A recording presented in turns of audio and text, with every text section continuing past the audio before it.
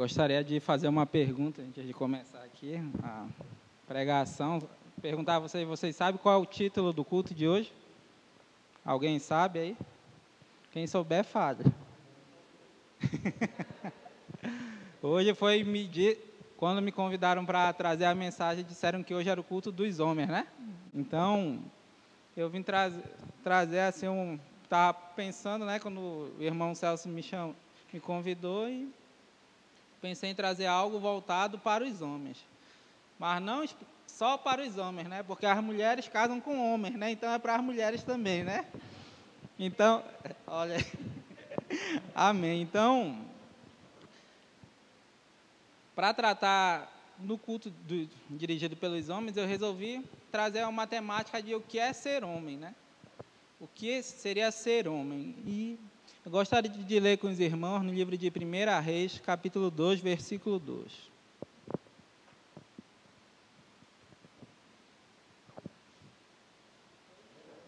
Capítulo 2, versículo 2. Se não entender o número que eu falei, é o segundo número, né? 2, né? Um dia eu fui no órgão público, aí eu falei para a mulher: onde é que rua você mora? Rua A2. A o quê? A2. Ela: você é de outro país? Não, sou brasileira. Número 2, ó, 1, 2. Oi? 1 Reis, capítulo 2, versículo 2. Amém? Diz o seguinte: eu vou pelo caminho de toda a terra.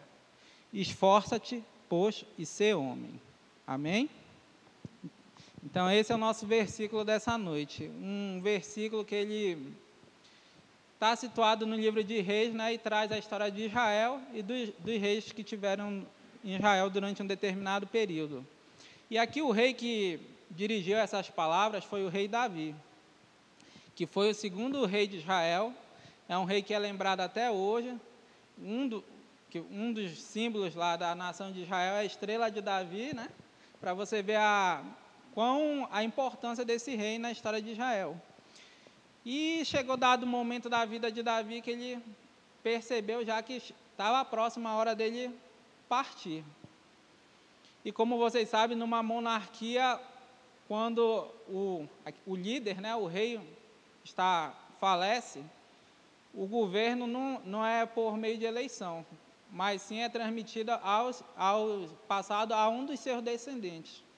E no caso aqui, Davi ia passar o reino, né, o governo, para o seu filho Salomão. E quando ele percebe que está chegando a hora dele partir, ele resolve ter uma conversa séria com o filho dele e diz ao filho dele para ele se esforçar e ser homem. E aí a gente tem que se questionar o que é ser homem.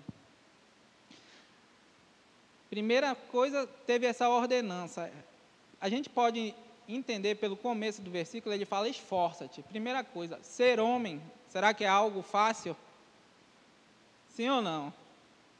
A Marília falou que sim. Mas verdadeiramente, se a gente for analisar o que é ser homem, a gente vê que não é algo tão simples. Por isso que Davi fala para o seu filho: esforça-te. Quando a gente estava vendo aqui a música que a gente cantou, a primeira, que dizia: eu tenho um chamado, né? E verdadeiramente, quando a gente já nasce com um chamado, todos nós. Uns nasceram para ser homens, outros nasceram para ser mulheres. Mas a gente já tem um chamado do nosso sexo. E o nosso sexo, eu não sou da área da psicologia, mas eu creio que ele influencia na nossa personalidade. Não influencia, pastora? O fato de eu ser homem ou mulher já traz uma carga da minha personalidade. E traz uma carga daquilo que a sociedade também vai esperar de mim enquanto homem ou enquanto mulher. Nessa noite a gente vai tratar sobre ser homem. Ser homem não é algo fácil.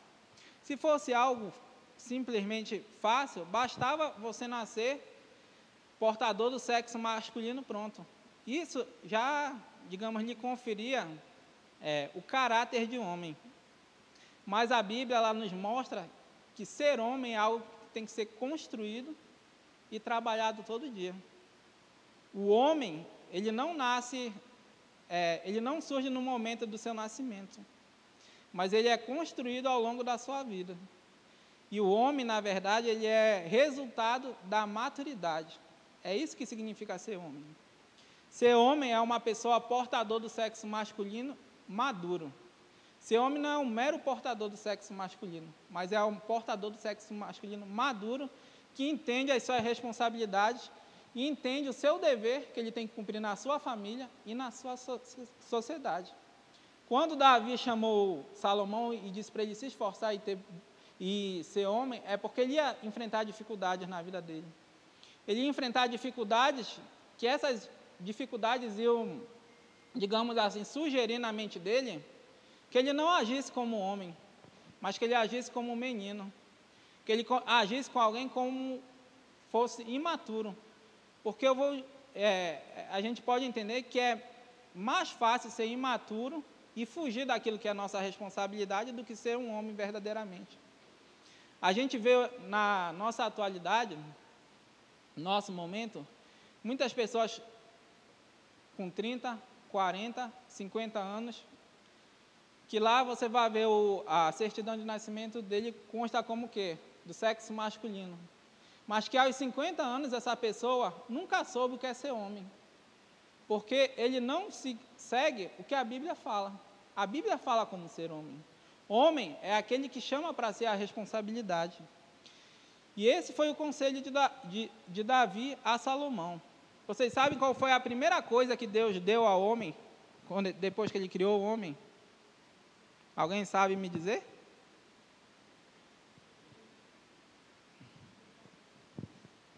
Responsabilidade, mas dentro da responsabilidade é mais específico ainda, está em Gênesis 2,15 que diz: e tomou o Senhor Deus o homem, e o pôs no jardim do Éden para o lavrar e guardar. Ou seja, a primeira coisa que Deus deu ao homem foi um trabalho, foi uma ocupação. No primeiro momento, Deus não chegou a Adão e entregou nas mãos dele Eva. Mas a primeira coisa que ele deu a Adão foi um trabalho, um serviço, uma ocupação. O homem, quando ele tem algum entendimento, ele entende que na vida dele é necessário que ele tenha alguma ocupação, alguma atividade, algo que ocupe o tempo dele, ocupe a mente dele, e que ele possa também usar como meio de sustento da família dele. A gente vê hoje em dia, eu estava vendo uma pesquisa que em alguns países foi adotado, as pessoas estão adotando um sistema que é o seguinte: a mulher trabalha sozinha e o homem fica em casa e assume a responsabilidade de educar os filhos e de cuidar da casa. E se você for ver, será que é errado o homem cuidar dos filhos e cuidar da casa? Não, não é errado. Mas o homem tem que saber que ele tem um papel também de trabalho, não só na sua casa. Ele tem que exercer um papel fora da sua casa, perante a sociedade. Provedor, como o pastor falou. O que acontece? Na sociedade que a gente está vivendo, muitas vezes a gente vê o caso do homem, que ele está fugindo à sua responsabilidade de provedor. Ele está colocando assim, nas mãos da mulher: você trabalha, não, vamos fazer um acordo aqui, você trabalha e eu cuido da casa e das crianças. E não é isso. O homem, ele tem que cuidar da casa, ele tem que cuidar dos filhos e ele tem que trabalhar também. Isso é uma coisa que Deus deu a nós, homens. E homens imaturos hoje em dia, homens que na verdade não são homens incompletos, são meninas, estão fugindo da responsabilidade de trabalhar, estão fugindo da responsabilidade de exercer alguma atividade. Você vê, se você for ver, várias vezes eu fui levar minha esposa na faculdade, aí eu sentava lá no hall de entrada e ficava olhando, né? As pessoas entrando, ia buscar ela dia de prova, você via de 10 pessoas que saíam, 8 eram mulheres, 2 eram homens. Então o índice de homens na faculdade é menor do que de mulher. Se você fizer uma pesquisa, por quê? Porque os homens estão muitas vezes ficando acomodados, achando que não tem que estudar, achando que não tem que trabalhar, achando que basta ele assumir algo a mais que ele achava, que muitas vezes o homem achava no passado que ele não tinha que fazer nada em casa, né? Esse era o pensamento de antes, que ele não tinha que fazer nada em casa, que a mulher fazia tudo em casa e ele só trabalhava fora. Agora, muitos homens acham que porque eles fazem alguma coisa dentro da sua casa, porque eles estão cuidando dos filhos, ele não pode mais trabalhar. Aí ele está colocando na responsabilidade da mulher. E isso não é papel de homem. Deus, quando chamou você, quando Ele lhe constituiu homem, Ele lhe deu a função de provedor. Aí você pode pensar, mas eu não sei fazer nada? Talvez eu não tenha, você se acha que não tenha alguma habilidade, mas eu te garanto que Deus te deu a habilidade para você exercer essa função. Quando Deus te colocou como homem, Ele te dá meios para que você exerça as suas atribuições. E nós, como homens, temos que assumir essa posição de trabalhar, de estudar, de se empenhar. E isso a gente pode trazer para vários contextos. Às vezes a gente fala só no contexto do trabalho, mas também no contexto espiritual da leitura da palavra. Os homens, muitas vezes, quem é o sacerdote da casa? É o homem. Mas muitas vezes a gente esquece de meditar na palavra de Deus. Eu estava vendo uma pregação e um pastor falando assim, que a mulher chegar com o homem e falar assim, o que você acha sobre tal coisa? E o homem falar, não sei. Mas, na verdade, qual é o interesse da mulher? Ela quer ter uma fonte, porque ela crê que o homem é alguém portador de sabedoria. E ela está buscando ali um conselho. E muitas vezes, se o homem ele não se aprofunda no conhecimento da palavra, como é que ele pode aconselhar a sua esposa? Como é que o homem vai ser sacerdote da sua casa se ele não assume essa responsabilidade? Será que o sacerdócio é simplesmente você receber uma competência de Deus, mas não buscar ler a palavra dele? Não buscar ter intimidade com Deus? Não buscar conhecer a Deus? Se você não conhece profundamente a Deus, como é que você vai apresentar Deus à sua esposa? Como é que você vai apresentar Deus a seus filhos? Como é que você vai apresentar Deus à sua família? Como é que você vai agir diante dessa responsabilidade que é sua? Deus não deu essa responsabilidade à sua mulher. Quando Deus deu a Adão a responsabilidade de cuidar do jardim do Éden, é como se a sua casa fosse o Éden também. Sabe de quem é a responsabilidade de cuidar da sua casa? De ser o sacerdote da sua casa? É sua, homem. Não fuja disso. E esse é um ponto interessante, porque as mulheres, quando elas estão assim, almejando o casamento, qual é o tipo de homem que elas devem buscar? Será que é um homem que se foge da responsabilidade de estudar, foge da responsabilidade de trabalhar, foge da responsabilidade de aprender de Deus? Você acha que o dia que você casar, esse homem vai criar ânimo para trabalhar? Ele vai criar ânimo para estudar? Ele vai criar ânimo para buscar a Deus?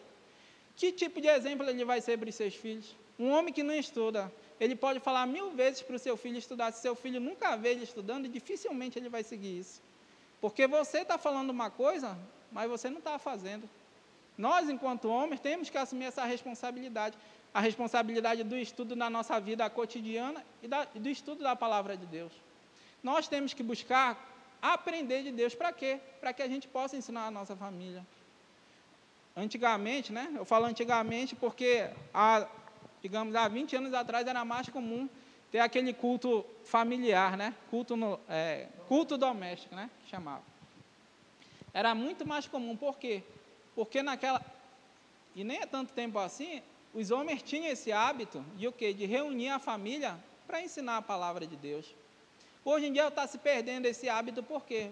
Porque é mais interessante você pegar, como homem, você que é chefe de família, e passar essa responsabilidade para, um canal no YouTube, um vídeo, outra pessoa.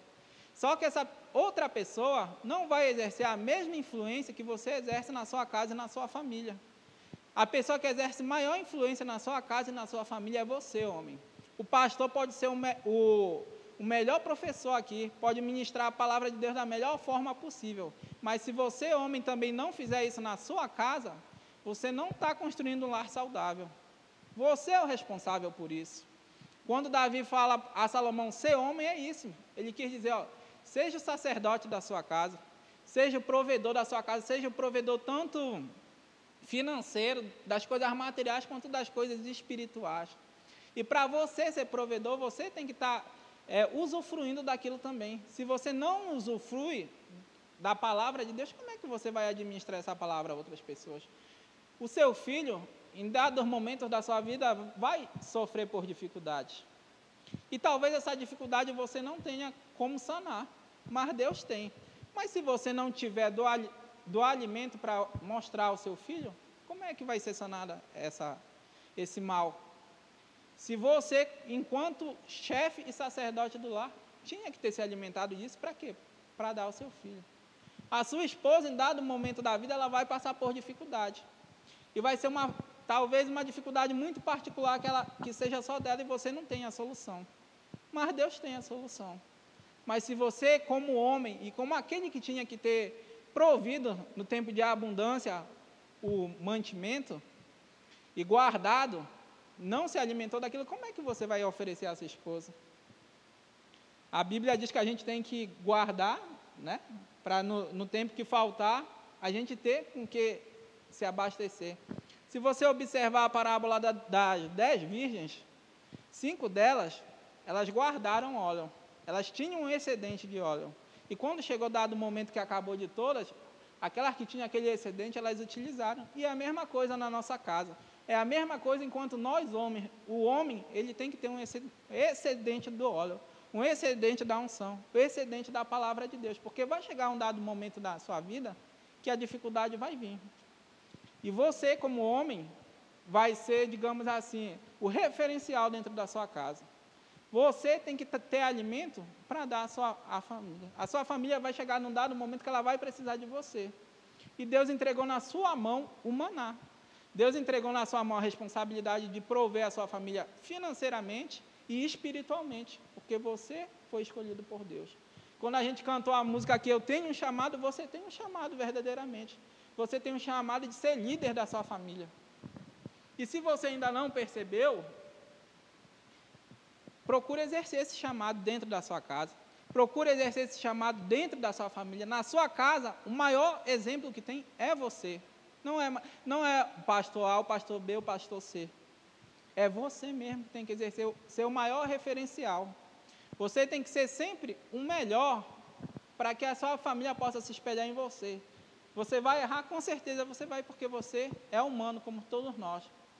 Mas você tem que sempre estar buscando ser um referencial para a sua esposa e para os seus filhos.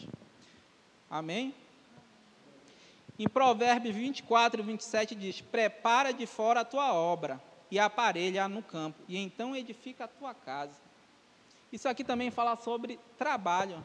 Fala que antes de você edificar a sua casa, tem um trabalho que você tem que exercer, você tem que se preparar.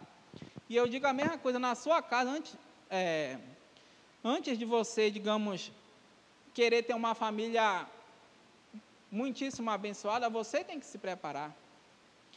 Você tem que buscar conhecimento em diversas áreas, para o quê? Para trazer a sua família, para ministrar à sua família o que ela precisa. A sua família não precisa de alimento só no dia da dificuldade, ela precisa de alimento todo o tempo. E se você for nutrindo a sua família bem, ela vai passar pela dificuldade, mas ela vai passar com um olhar diferente. A Bíblia diz em Provérbios 24, 33 e 34, um pouco a dormir, um pouco a cochilar, outro pouco deitado de mãos cruzadas para dormir. E assim te sobrevirá a tua pobreza. Essa parte aqui fala do homem preguiçoso. O homem que cochila um pouco, dorme um pouco, e hoje no nosso dia, no nosso tempo, a gente está vendo tantas coisas que surgem para tirar o nosso foco, né? O nosso objetivo de vida. Porque hoje em dia você tem internet, dentro da internet você encontra diversos tipos de entretenimento. E você pode se perder nisso, se você não focar no seu objetivo, que é fazer o melhor pela sua família. Quando Deus te deu uma esposa, quando Deus te deu filhos, Ele te deu para você fazer o melhor por eles.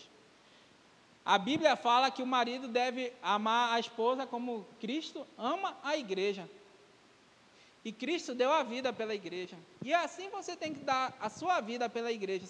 Dar a vida pela igreja, pela sua esposa, melhor dizendo, muitas vezes vai levar você a perder o sono, o seu descanso. Gastar, né? Consumir o seu descanso, consumir o seu tempo livre, consumir o tempo que você tinha para fazer outra coisa que era do seu interesse, que ia trazer agrado a você, mas você vai ter que abrir a mão. Por quê? Porque você, quando casou, disse que amava a sua esposa. E você vai ter que abrir mão em prol dela. Por quê? Porque você quer o bem dela. Quando você tiver filhos, ou se você já tem, em dado momento você vai ter que abrir mão do seu prazer, do seu descanso. Muitas vezes eu acho que abrir mão da sua paz em dados momentos para quê? Para o bem do seu filho. Porque você ama o seu filho. E você tem que abrir mão da sua vida por ele. Na nossa vida cotidiana, a gente vê tanto entretenimento. Agora está chegando a internet 5G, né? E fala que é uma quantidade de transmissão de dados muito mais rápido que a 4G. Mas eu fico pensando, será que nós precisamos de tudo isso? Será que eu preciso de tanta informação? Será que eu consigo assimilar tanta informação quanto eles prometem? Será que isso mesmo eu preciso de tudo isso?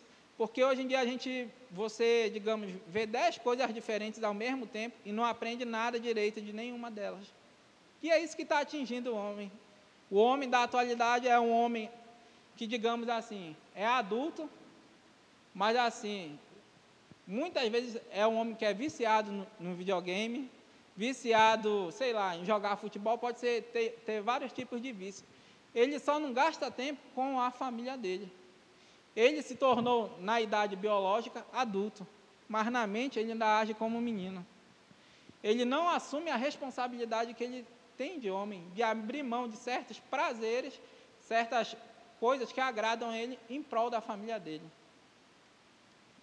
E a gente está aqui nessa terra plantando na nossa família, porque é a nossa família que vai trazer continuidade.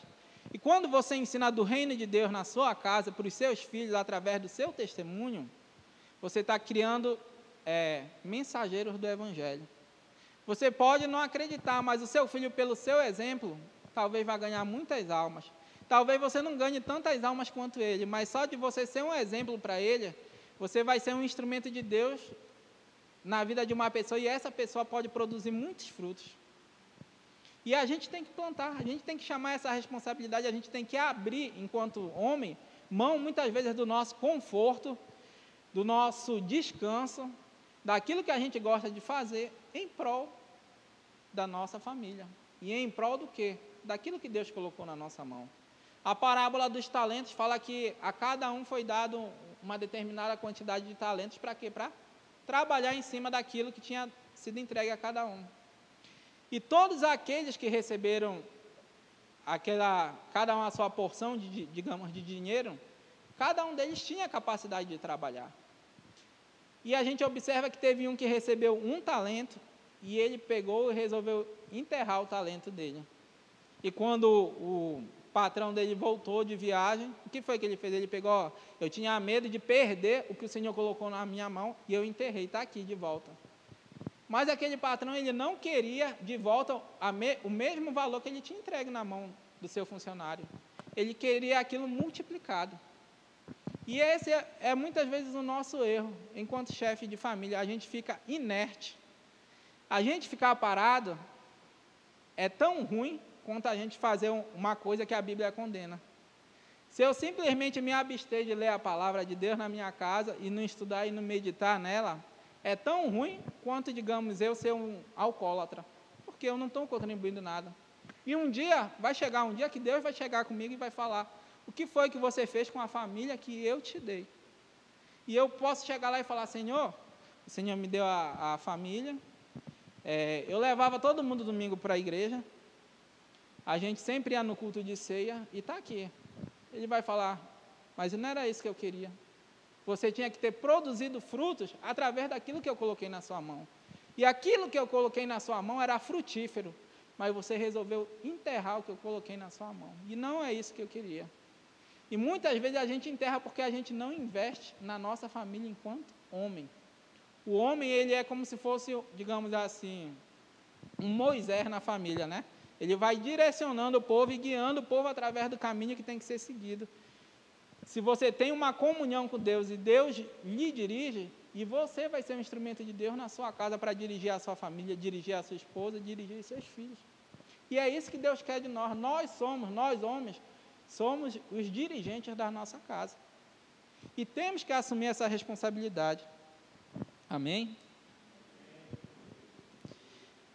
Em Provérbios 16 diz o seguinte: quão melhor é adquirir a sabedoria do que o ouro, e quão mais excelente é adquirir a prudência do que a prata. O homem de verdade, ele é um homem sábio, mas a sabedoria não é algo que nasce no ser humano, ela é adquirida. E nós homens temos que buscar essa sabedoria. E as mulheres, quando pensarem em casar, têm que buscar um homem sábio. E hoje em dia está fácil achar um homem sábio? As solteiras aí, eu creio que não, né? Porque hoje em dia a gente vê que está se multiplicando os que não são sábios. Parece que hoje em dia está tendo produção em massa de quem não é sábio, de quem não busca sabedoria. Mas a Bíblia fala que a sabedoria é melhor do que o ouro. E, meu irmão, você já pagou um cursinho para você ver quanto é caro pagar um cursinho? Você já pagou um curso superior, uma faculdade, para você ver quão caro é pagar um curso superior? É caro, meu irmão. Mas você está adquirindo sabedoria. E muitas vezes a gente gasta dinheiro em coisas que não vão trazer um resultado a longo prazo ou a médio prazo para nós. A gente gasta dinheiro em coisas supérfluas, que logo vão passar e que muitas vezes são até danosas a nós, mas a sabedoria é algo que a gente, enquanto chefe de família e homem, tem que procurar adquirir.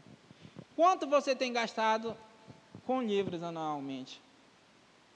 Se você for ver o consumo de livro distribuído pela população brasileira, é pequeno. E, não sei, né? E eu creio que a igreja cristã também reflita um pouco desse número, porque quanto será que os homens cristãos têm gastado em livros de vários, digamos, temas, que abordam vários assuntos, tanto da família, quanto do trabalho, quanto de outras coisas.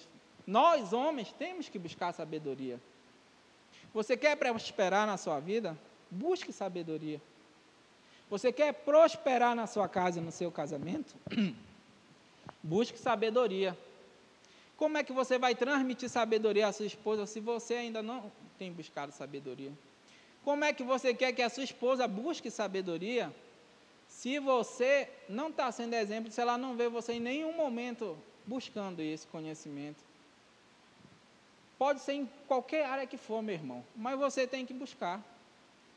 Você estuda em determinado assunto, então se aprofunde na sua área de competência. Você quer estudar para melhorar o seu trabalho? Se aprofunde nisso. Você quer melhorar na sua casa, na sua família, que a sua família melhore? Se aprofunde nisso. E, meu irmão, isso vai ser caro? Vai ser caro. Isso vai consumir seu tempo, seu tempo livre, vai consumir o seu dinheiro. Mas o resultado na sua vida vai ser 10 vezes melhor. E Deus está te aconselhando a fazer isso, meu irmão. Quanto tempo você tem gastado muitas vezes nas redes sociais? Quanto tempo você tem gastado com um lazer ou com outro? E, meu irmão, passe a gastar agora investindo em sabedoria. A sabedoria é cara, é custosa de se aprender, de se desenvolver, leva tempo, no começo é chato, mas o resultado dela é bom. E depois de um dado tempo, você vai se acostumar com aquilo vai se tornar prazeroso para você, e aquilo é inevitável, meu irmão, vai trazer resultado na sua vida. Assim como você gastar tempo com coisas que não trazem resultado, são supérfluas, trazem um resultado para a sua vida, gastar tempo adquirindo sabedoria vai trazer resultado na sua vida, vai trazer resultado para a sua família, para a sua esposa, no seu trabalho, onde quer que você esteja. É algo que nos custa, mas é algo que nós temos que fazer pela nossa família. Porque, como eu disse, um dia Deus vai chegar para você e vai lhe cobrar. O que foi que você fez com a família que eu te dei? Quanto você investiu nessa família que eu te dei? Eu queria resultado com essa família que eu te dei. O que foi que você fez com isso? Eu não te dei uma família para você enterrar essa família. Você recebeu a responsabilidade de trabalhar em cima dessa família. Essa família que eu te dei era produtiva. O que foi que você fez disso? Todos nós vamos ser cobrados um dia por isso. E nós temos que seguir os conselhos bíblicos, de buscar sabedoria, de assumir a nossa responsabilidade de trabalhar, de buscar melhorar sempre, de buscar investir na nossa casa. Em 1 Coríntios 11:13 diz: quando eu era menino, falava como um menino, sentia como um menino, discorria como um menino, mas logo que cheguei a ser homem, acabei com as coisas de menino. Muitas vezes a gente está com, vamos colocar a partir dos 30, né, que digamos que o homem já atingiu uma maturidade já maior. A partir dos 30, 40, 50 anos, mas a nossa mente é de menino. A gente, como diz Paulo, né, a gente fala como um menino, a gente sente como um menino, então, a gente pensa como um menino. Por que a gente fala como um menino? É porque a gente não tem se alimentado e praticado aquilo que nos torna homens. Por que a gente discorre como um menino? Porque as conversas nas quais a gente se envolve e os textos dos quais a gente está habituado são textos e conversas de meninos. Se você andar com meninos, você vai ser menino. Se você andar com homens, você vai ser homens. E hoje em dia é muito comum a gente ver, homens de 30, 40 anos que adotaram aquela característica de andar com roupa de personagens de desenhos infantis e tal, e eles ficam sempre alimentando aqueles desenhos que a gente via quando era criança. E aquilo parece que nunca acaba, né? Parece que a pessoa nunca atinge uma maturidade, né? Uma mente de adulto, porque ele fica sempre naquele... Eu tenho colegas meus que estudaram comigo quando eu tinha 13 anos, e hoje eles ainda estão naquele negócio de ficar naquele joguinho de carta, aquelas cartinhas de quando a gente tinha 13 anos. E eu fico admirado, meu Deus, como é que a pessoa... E a gente já está com mais de 30 e a pessoa ainda está nesse joguinho que a gente fazia quando a gente tinha 13 anos. Como pode isso? E a pessoa não cresce na vida porque você vê, é um comportamento sempre imaturo. Tem um momento da gente ser menino? Tem. Tem a idade da gente ser menina. Tinha a idade da gente brincar e a gente foi crescendo. A gente viveu aquela época, mas aquela época passa. A gente não se diverte hoje, a gente se diverte. Só que hoje a gente tem que ponderar entre a gente cuidar da nossa família e abrir mão um pouco do nosso lazer, do nosso divertimento. Quando a gente era menino, nosso livro, digamos, era muito, história em quadrinhos, personagens. A gente virou adulto. Qual é a nossa leitura? Hoje são livros que vão trazer enriquecimento pessoal para nós, na nossa casa, na nossa família e na nossa profissão. Quando a gente era menina, a gente sonhava com muita coisa, coisas infantis até. Hoje em dia a gente pode fazer mudanças na nossa sociedade concreta, mas a gente tem que usar a nossa mente de adulto. A gente é adulto, a gente tem que chamar a nossa responsabilidade. A gente não pode mais ter aquela conversa de menina, a nossa conversa agora é de homem. As mulheres, quando forem, como eu disse, procurar um esposo, tem que ver qual é a conversa do homem, né? Como é que se desenvolve a conversa dele? Se ele tem uma argumentação que é de homem ou se ele tem uma argumentação que é de menina.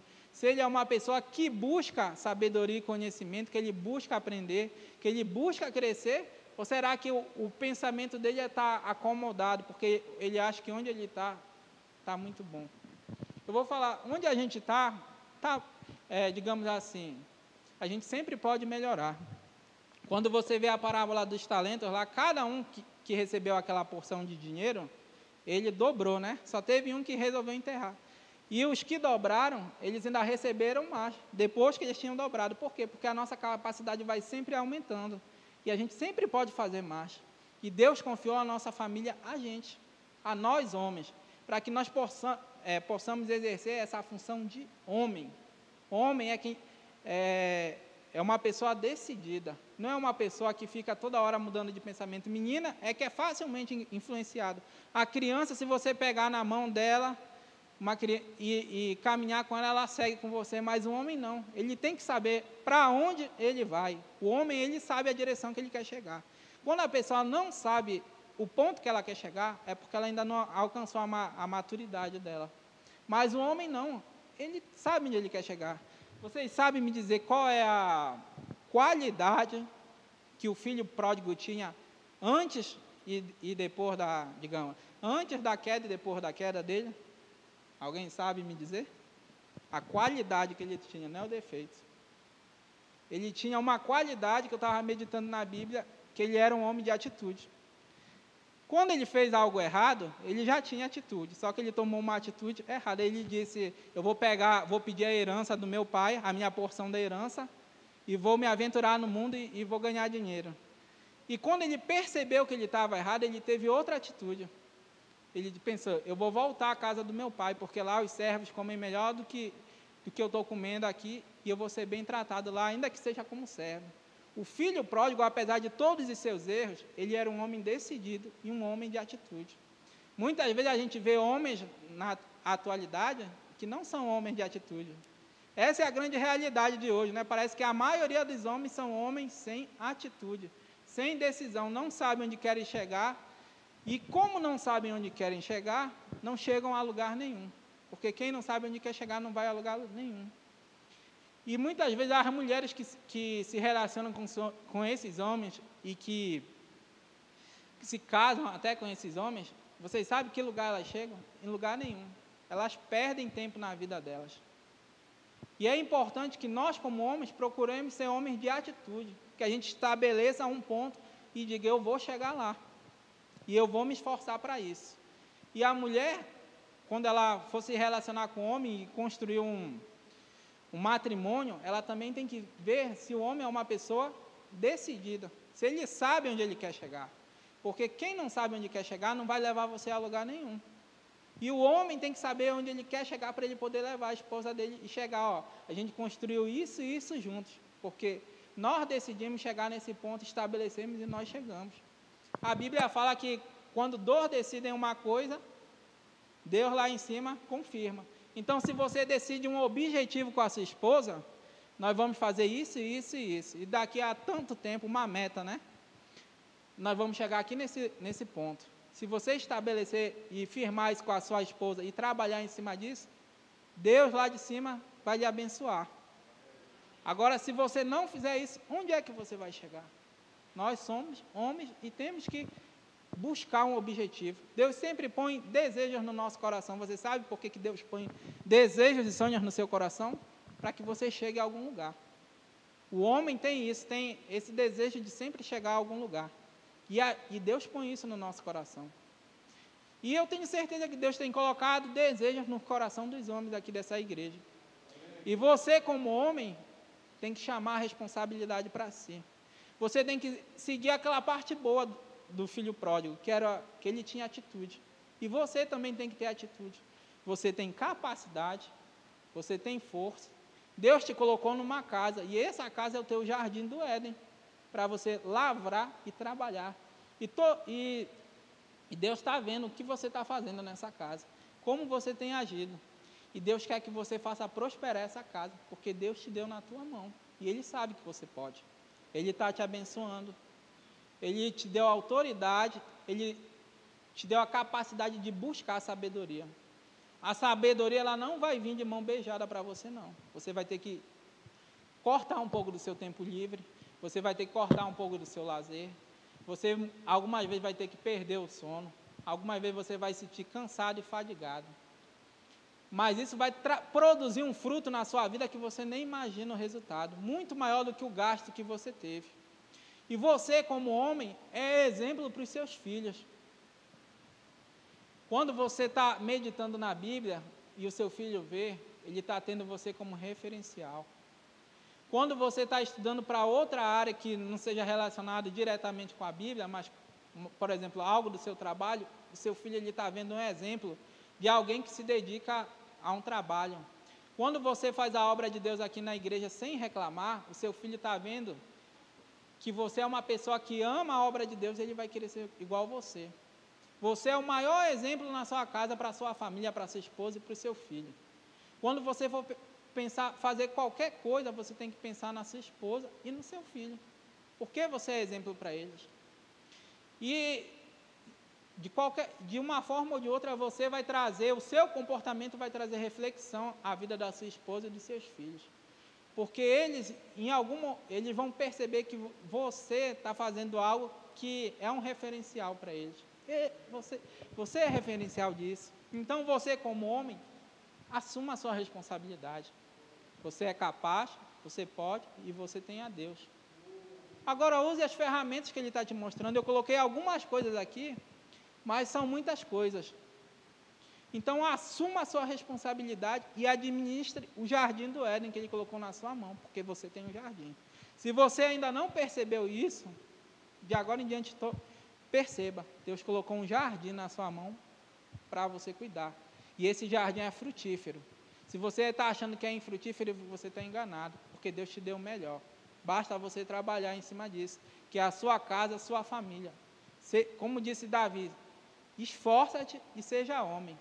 Esforça-te e exerce aquilo que Deus colocou na tua mão, porque é grande a bênção que Deus tem para ti, para a tua família e através da tua família. Amém?